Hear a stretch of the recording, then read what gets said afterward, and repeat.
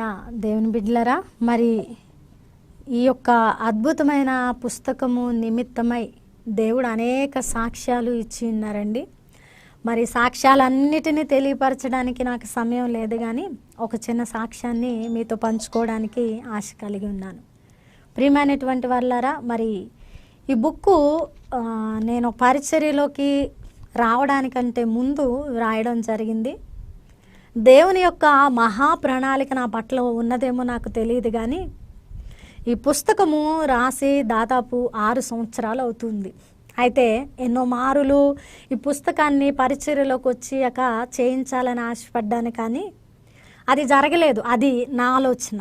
కానీ ఈరోజు ఇలాగున ఈ పుస్తకం అనేకుల ముందుకు రావడానికి దేవుని చిత్తమై ఉన్నది, కాబట్టి ఈ కార్యం జరిగి ఉన్నది. ఈ పుస్తకంలో అద్భుతమైన శక్తి ఉన్నదని, ఒక వ్యక్తిని ప్రార్థనాపరుడుగా మార్చడానికి ఇందులో ప్రతి మాట ఉపయోగపడుతుందని చెప్పడానికి సంతోషిస్తున్నాను.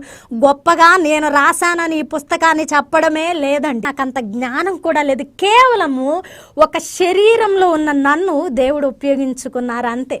ఈ పుస్తకంలో ప్రతి మాట దేవుని మాట అని చదవండి, మీ జీవితాలు అద్భుత రీతిలో కట్టబడతాయి. దేవునికి మహిమ కలుగునుగాక.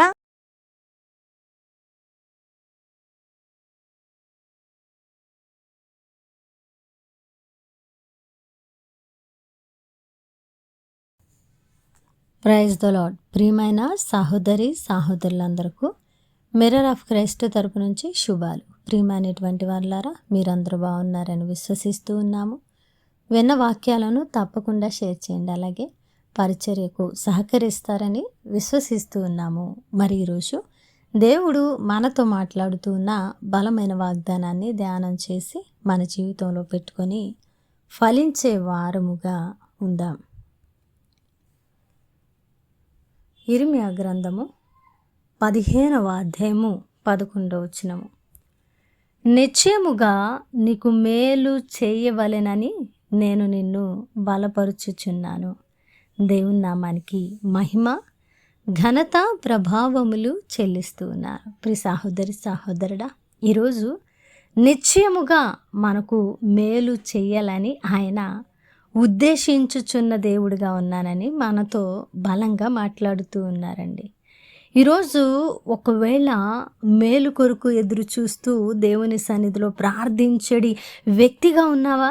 అయితే శుభ వాగ్దానము.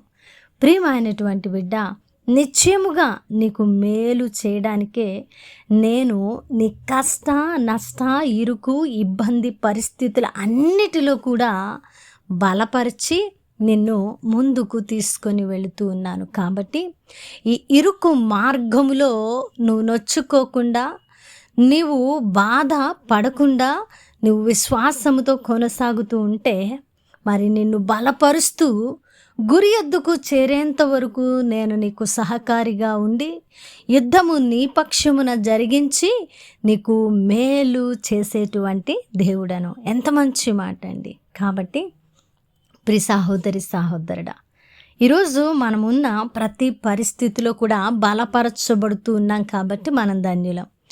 దేవుడు మనల్ని బలపరుస్తూ ఉన్నారంటే ఆయన ఉద్దేశము మనకు మేలు జరగాలని, ఆయన ఉద్దేశము మనము ఆశీర్వాదకరంగా ఉండాలని, ఆయన ఉద్దేశము మనము నీతికి పాత్రులముగా మరి రక్షణ మార్గంలో నడవాలని. కాబట్టి ఈరోజు మనల్ని కొన్ని ముళ్ళు గుచ్చుతూ గాయాలు చేస్తూ ఉంటే వాటిలో మనము పాఠాలు నేర్చుకొని మనము సహనముతో ముందుకు నిరీక్షణ కలిగి వెళ్ళే వారంగా ఉండాలి. ప్రతి పాఠము కూడా మనకు ఒక అనుభవమే. అనుభవాల సారము గుండా వచ్చిన భక్తి ఎంతో పటిష్టత కలిగి ఉంటుంది, దానిలో పరిశుద్ధత ఉంటుంది, దానిలో దేవుని స్తుతించేటువంటి సమాధానకరమైన విశ్వాసం ఉంటుంది. మరి వీటన్నిటినీ మనము జ్ఞాపకం చేసుకొని మన దేవుడు మన పరిస్థితుల అన్నిటిలో కూడా మనల్ని బలపరుస్తూ ఉన్నారని, దానికి కారణం ఏంటంటే మనకు నిశ్చయముగా మేలు చేయాలి అనేది ఆయన ఉద్దేశమని నమ్మి ముందుకు కొనసాగుదాం. మన దేవుడు మన ఆశ్రయదుర్గమై ఉన్నాడు. ఆయన మనకు కొండ కోట అయి ఉన్నారు. కాబట్టి మనము మనుషుల మీద ఆధారపడక దేవుని వైపు చూస్తూ ఏ పరిస్థితి ఎలాగున ఉన్నా నిశ్చయంగా మనకు మేలు చేయడానికి ఆయన ఉద్దేశాలు అన్నీ మన పట్ల జరుగుతూ ఉన్నాయని మనం విశ్వాసంతో నమ్మి మునముందుకు వెళ్ళే వారంగా ఉందాం. వినవాక్యము ఫలింపు కొరకు ప్రార్థన.